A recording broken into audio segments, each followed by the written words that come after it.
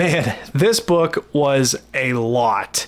Not only in terms of page count, but in terms of just story, guys, and the world that's built here. This book is The Way of Kings by Brandon Sanderson, who, by all accounts, at this point, is kind of like the Kevin Feige of fantasy right now. The guy just has so many fantasy books that span such a vast, interconnected universe that it just kind of blows your mind. This series in particular is the Stormlight Archive, and this is book 1. And this series will be remembered as, it'll be up there with Game of Thrones, it'll be up there with Harry Potter, and I think that that's awesome. I love Brandon Sanderson as an author. He gets it. He's very modern in a good way. He interacts with the fans. He has a YouTube channel. You can track his progress with his books day by day. He's kind of the antithesis of George R.R. Martin in that way, and it's just awesome. He is truly the best thing that's going right now in writing, and I mean that. That's a big thing to say, but I actually mean that. In terms of this series now, I want to talk about the first book in the Stormlight Archive. This series, man, this book is a chonker, man. All these books in this series are, and I just read book 1, and I feel like I ran a marathon for months on end after reading this. If you guys have read it, you know what I mean. This book kind of reminds me, like, picture-wise in my head, of one of those giant sand crawlers from Star Wars: A New Hope. If you guys kind of recall, they're like these beastly giant metal constructions that just kind of lumber slowly through the desert on Tatooine. Maybe that'll enrage some people, but I don't mean that all in a bad way. Brandon Sanderson really takes his time and slowly walks you through this world of his. Unfortunately, and we'll get to the bad first before we get to the good, unfortunately at times that really kind of bites this book. Let's talk quickly about the story, and then we'll get to the bad, the good, and we'll go through it that way. The Way of Kings basically follows 4 main sets of characters. One is Dalinar Kholin and his sons. Now, Dalinar is kind of this older, jaded soldier. He's seen a lot. He's been through so many battles. He wears this badass armor. Some of the things in The Way of King, guys, are the most imaginative, coolest things I've ever read. For instance, the armor I just mentioned that certain characters wear is like this Iron Man suit type, medieval, has like this energy flowing through it that makes the wearers just kind of jump real far and have this insane strength. And they have these swords that appear out of mist that take 10 heartbeats to appear. He and his sons are one set of characters that we follow. Next, we follow Shallan, who is this artist. Basically, she has this keen eye for art that is going to play a huge role in the series later on, I can tell. Next, guys, the character that we follow here mainly is named Kaladin. And Kaladin is this former soldier turned slave who is sold to the army basically to serve as a bridgeman. Now, you might be thinking, what is a bridgeman exactly? Well, I mentioned Dalinar and his army, right? They fight across the Shattered Plains. The Shattered Plains have these giant crevices and cracks in them, and to get across these to basically fight their enemy, the bridgemen, like Kaladin, have to roll these giant bridges across them. And Kaladin and his fellow bridgemen have to basically push these things across. They have to lug these heavy bridges all around for all these bridge runs, basically. And along the way, Kaladin realizes that he has these certain powers, and he's accompanied by this really cool, side character. Her name is Syl. She's very mysterious and cool. She's almost like a Tinkerbell, and I don't mean that in a bad way, but she's kind of like a Tinkerbell to Kaladin's Peter Pan, almost. And they've got that kind of dynamic going on, where she enables Kaladin to do a lot of cool things, and she's also a positive reinforcement for Kaladin, which is a very cool aspect throughout the whole story. And guys, the final main character that we follow is named Szeth. And Szeth is without a doubt the most badass character I've read in any book, period. And I mean that. Szeth is this kind of assassin in white. He's very mysterious. We only follow him to each new assassination. And he himself has one of these shard blades that I mentioned before. And his shard blade kind of just appears out of mist. And he's able to make himself kind of attached to walls. The very beginning of this book, guys, without spoiling too much, if you guys have ever seen X-Men 2, X-Men United, the beginning is very similar. You know how Nightcrawler kind of appears and disappears and bursts through walls, attaches himself to walls, and goes to assassinate the president? Well, in the beginning of this book, Szeth kind of does the same sort of Nightcrawler-esque action scenes to get to a king.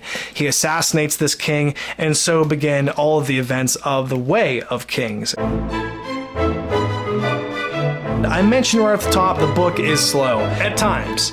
I would say that I started off the first 200-300 pages of this book just flying through it. Awesome action scene, awesome discovery after awesome discovery, cool thing after cool thing, and then the book just kind of gets repetitive, I would say. You get used to these bridge runs. At first, these bridge runs that Kaladin go on with his crew are exciting. Characters are in danger, and you're wondering how he's going to make it, and he's got doubts, so many doubts in himself, and there's flashbacks about his past and how he became the man he is now. But after a while, it's just bridge run, bridge run, bridge run, meeting the crew, talking to the crew, Kaladin's depressed, bridge run, and it has that repetitive nature that after a while I'm like, oh my gosh, we could cut out like 200 pages of this and this book would be so much more fine-tuned, so much faster paced, and it would be better in my opinion. But there is that, and there also is the fact that Kaladin himself, he does these great acts of heroicism, and he still has this doubt in himself that doesn't seem to go away no matter how many great things he has to go through and how many times his greatness gets reaffirmed. And that gets very kind of annoying after a while, I would say. And Shallan, I mentioned that there was 4 main groups of characters that we follow in the book, guys. Shallan's sections were the weakest to me. She kind of had the least amount going on. A lot of her chapters kind of revolve around her doing art and kind of being belittled by the person that she goes there to learn from. But she meets someone there, Jasna, who is obviously a very important, very powerful character. And for a while, the story just follows Shallan trying to kind of win Jasna's favor. It's not super exciting, I gotta admit. And Shallan's chapters, as you guys will see, suffered pretty heavily for me from that. But that was most of the bad. Like I said, moments of the book are definitely slow. Probably from page about 400 to roughly 700 was a slog for me to get through. And I know that might make some people mad, but I'm just trying to be honest about my own personal experience with the book. But from 700 onward, man, we get a heck of an ending. And here comes the good. Just as the story starts to get a little bit too bleak, a little bit too repetitive, it finds its heart again. There's almost a moment where Kaladin kind of realizes his powers. And if you guys have read the book, you understand what part I'm probably referring to. He begins to literally glow. And as all these soldiers that are so powerful around him need this like extra armor to be powerful and this extra, this shard blade to be powerful, Kaladin realizes he's got a certain magic to him that others do not. And those parts are so satisfying to read. Eventually, the Bridgemen that I thought weren't the strongest characters do become more beloved to me as I read on. Finally, the story starts to take off. Kaladin and all these characters like Dalinar, who has tons of badass moments in the book, fights with honor, and his sons just want to look out for him. There's a great father-son relationship there with Dalinar and his kids, Adolin and Renarin. Those parts I just fell in love with. The world is so imaginative. Brandon Sanderson, it's like one giant chocolate factory he's created here, but it's just so much of the book, it feels like he's not in the fun parts of the chocolate factory. It's like we're staring at the desert part of it for too long instead of the good stuff. But once we do get to what so many people consider to be the avalanche of awesome, which is the last 200-300 pages of the book, I just was like, I went from, man, this series might not be for me, to, wow, I might have to start reading Wards of Radiance right after I'm done with this book. That's how much I did like a complete 180 with it. And ultimately, guys, this book took me so long to finish, not necessarily because I'm a super slow reader, but because, man, at times it had a hard time keeping my interest. But once I got to that point, I'm like, okay, I'm just going to power through. I know that this is going to end well. It has to. Finally, the characters you've been following for so long, it felt like their paths finally cross. And when they do, the meeting up, the honor that happens, the looking out for each other that happens in the book is so just lovely to read. It feels like Brandon Sanderson found his footing toward the latter half of the book. It all crescendos into a fantastic ending that, well, made me really, really look forward to book 2 that I will start here shortly. And guys, please leave your thoughts about this book. But I did want to get to the interesting kind of grading part of this review. And I'd mentioned, guys, there is 4 main characters that we follow: Szeth, Kaladin, Shallan, and Dalinar primarily. I graded all their chapters. I know that sounds wacky, right? And who does that, right? But I thought it would be interesting if I just kind of jotted down my thoughts. What do I rate this chapter out of 10? I'm going to show you the averages of all the characters and where their chapter grades ended up, and I will give a final number grade for the book overall. So here we go. So guys, with that, here are the averages I ended up giving up for the main 4 characters in the Way of Kings. And we'll start off with Szeth, who I gave his chapters on average a 9 out of 10. Like I said, guys, his chapters were amazing. There might have been one in there that I thought was a little bit tedious, but overall, guys, his chapters are incredible, filled with action, filled with great scenes. He's an amazingly intriguing character, guys, and I cannot wait to get more of Szeth.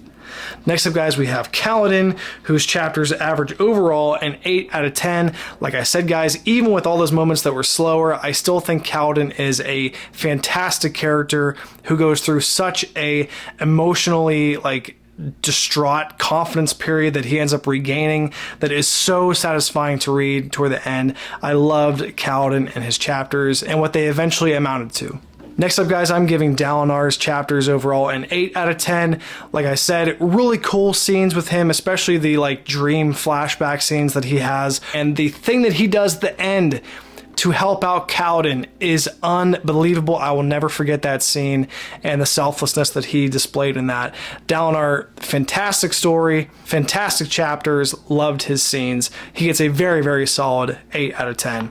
And finally, guys, we have Shallan and her chapters, and she kind of becomes less prevalent toward the end of the book as well, which was kind of fine with me. I was not crazy about her quote-unquote love story with the one character that shows up, or her need to prove herself to Jasnah throughout the story. I know why she had to do it, obviously, but to me, her chapters just were not that interesting, and I wanted to get back to Kaladin, back to Szeth, back to Dalinar more so. But I think Shallan has a lot more potential for amazing chapters as the series goes on based on the ending. And overall, guys, I did want to show you my rating for the first book is a very solid, very memorable 8 out of 10. And that'll do it for me, guys. That has been my review of The Way of Kings. What a start to a series. What an imaginative, amazing beginning. Yeah, it's got some drawbacks. Yeah, it's not perfect. Yeah, it has problems. But man, what Brandon Sanderson has started here is, so imaginative, and I can't wait to get into more of it. I have heard that book 2, Words of Radiance, is the best in the series, so that makes me even more hyped to get to it. I can't wait, guys. Let me know what your thoughts are in the comments on this series. Do I have a couple points? Am I off on a couple things? Let's have that discussion down below. Thank you guys so much for being here. Please like, subscribe. We will talk again very, very soon, guys. See you later.